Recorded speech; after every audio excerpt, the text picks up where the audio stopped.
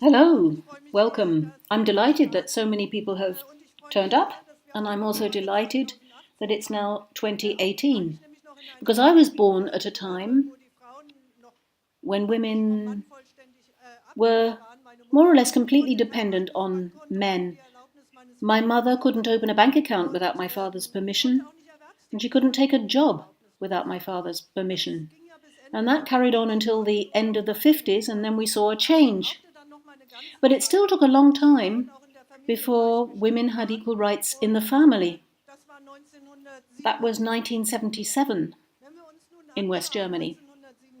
Now, if you think 1977 is quite a long time ago, we have equality in law now, we have equality in the family, but de facto, of course, that wasn't yet the case, because rape in marriage wasn't a crime. That was only 20 years later. Think about that. 1997, rape in marriage became a criminal offence. Before that, women simply had to comply with their marital duties. Now, all that's been sorted out, but we still have violence against women, and we still have the fact that women earn less and are promoted less. So, being a person on equal terms with equal opportunities is still not a fact. That's why I entered gender studies, because what interests me, well, first of all, gender is a social definition of sex. What role is played by the skills or characteristics we attribute to people? We need to detect gender inequalities, because a lot of things aren't detected unless we look closer. So we need to explain how these things happen, and we need to also suggest what needs to change to improve matters. But again and again, there's this question, why does it take so long? Power and money really are dominated by men still, and women ought to talk about that. In my opinion, the root of this problem has to do with the traditional division of labour in the household. Women are still considered to be responsible for unpaid labour, and men for bringing in the bread from outside.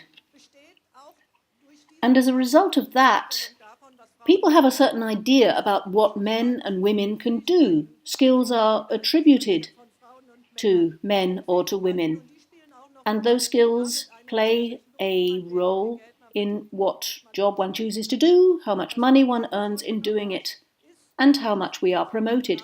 The problem is that those institutional frameworks are a big factor, and they reinforce that unequal model that we've inherited from the past. And what we need is a model that doesn't measure with two different yardsticks, and which promotes rights for men and women, for all of us, equally and logically. And at the German Institute for Economic Research, we think a lot about what can be done to make that happen. For example, new laws that can be adopted or amendments to laws, if nothing else can be done without laws to change things. So we are committed to equal terms and equal opportunity. And we very much appeal at the German Institute for Economic Research for the involvement of men. This partnership that we have in care work, so that men, for example, just like women, can get down to practical responsibility in the family, because that has so much to do with those attributed skills I talked about before, for women and for men. We would like to see men taking more time off when their children are born. That needs to be statutory, because we've seen that younger men want to spend more time with their children than earlier generations of men, and we need to support that. We've also proposed introducing what we call family work time, which means that when a child is born, the man doesn't go off and perhaps work overtime, and the woman reduces her working week to 25% or less, thereby damaging all her career opportunities, because children tend to be born at the time when people are building their careers. We need to do something about that, and we have ideas on that subject too.